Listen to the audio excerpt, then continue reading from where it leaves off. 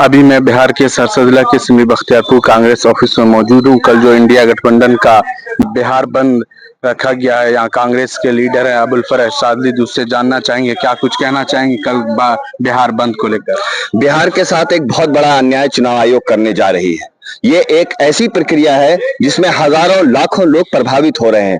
गांव के अंदर अफरा तफरी का माहौल है, जो खास करके गरीब वर्ग के लोग जिनके पास ये बाढ़ पीड़ित क्षेत्र है, पूरा नॉर्थ बिहार बाढ़ पीड़ित क्षेत्र है।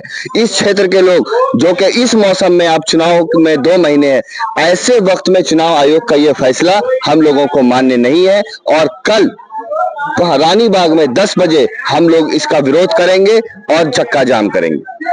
ये तो कह रहे हैं कि वेरिफिकेशन कर रहे हैं, कौन कहाँ के, इसको लेकर आपका क्या कहना है? वेरिफिकेशन करने के लिए कोई 1-2 आदमी का वेरिफिकेशन नहीं है, ये 5 से 6 करोड़ 7 करोड़ लोगों का वेरिफिकेशन है।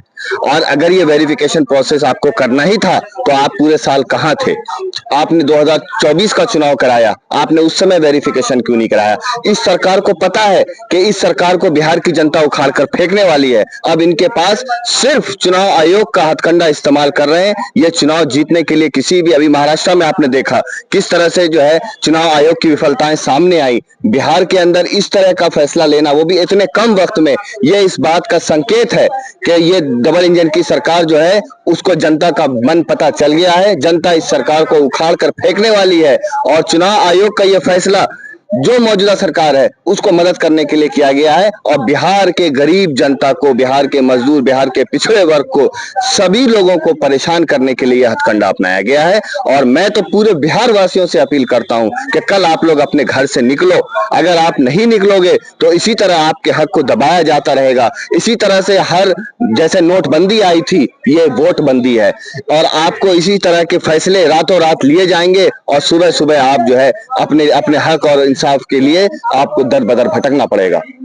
कल आपके नेता भी आ रहे हैं पटना, इसको लेकर आपका क्या कहना है? राहुल गांधी जी हमारे नेता आज से नहीं, जब जब इस सरकार ने दमनकारी नीति अपनाई है, जब जब इस सरकार ने जो है देश के लिए कोई ऐसा कानून बनाया है जो देश हित में नहीं है, उसमें राहुल गांधी जी खड़े रहे हैं। आपने देखा होगा कि वो इससे पहले दरभंगा में जो अंबेडकर जी के लिए जो प्रोग्राम हुआ था उसमें भी उन्होंने उनके ऊपर मुकदमा कायम कर दिया गया, मगर वो पीछे नहीं हटे।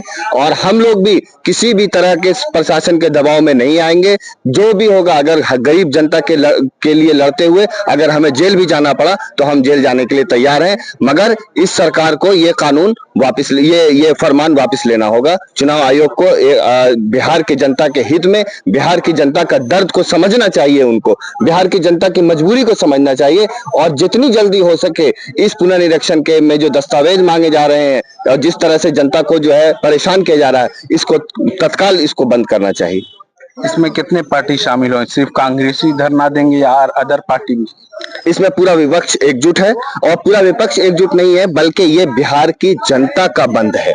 ये पार्टी तो बहुत पीछे छूट गई है, अब ये लड़ाई लोगों के अपने वजूद की लड़ाई है। बिहार की जनता कल ये बंद बुला रही है और आप देखिएगा कि हर वर्ग से इसमें समर्थन होगा, हर वर्ग से लोग इसमें आएंगे और इस महाबंदी को, जो कि वोट बंदी के खिलाफ हम लोगों ने बंद का ऐलान किया है, इस बंदी को कामयाब बनाएंगे। वो लोग तो कह रहे हैं कि ये लोग डर जाते हैं, किसी भी कानून को मानने के लिए तैयार नहीं होते हैं, इसको लेकर आपका क्या कहना है? वो लोग विपक्षी जो है, मतलब एनडीए के लोग, हम लोग कानून मानने के लिए तैयार नहीं। ये देश ही कानून से चल रहा है। सरकार ने अगर कोई कानून जनता के हित में नहीं होगा, जो देश के हित में नहीं होगा, उसको हम लोग मरते दम तक नहीं मानेंगे, उसका आखिरी समय तक विरोध करते रहेंगे। हमने वक्फ का विरोध किया, विरोध जारी है और विरोध मरते दम तक जारी रहेगा। इसी तरह से वोटबंदी जो ये सरकार लेके आ रही है, जिसमें जो है सरकार का जो है बैकडोर से प्लान है कई लोगों को के वोट को काटने का। अगर इनको वोट जोड़ना ही था तो वोट जोड़ने के लिए ऑलरेडी इलेक्शन कमीशन की ऐप है, जिस पर जाके एक आदमी आसानी से पुराने वोटरों का निरीक्षण करने की क्या जरूरत थी। उन्हीं वोटरों से आज आपकी सरकार केंद्र में बनी हुई है। जो 2024 का चुनाव हुआ है वो उसी वोटर लिस्ट से चुनाव हुआ है। तो अगर ये वोटर लिस्ट अवैध है तो नरेंद्र मोदी की सरकार भी अवैध है, नरेंद्र मोदी का प्रधानमंत्री की कुर्सी पर बैठना भी अवैध है। जी, आपको क्या मैसेज देना चाहेंगे लोगों को कल के लिए?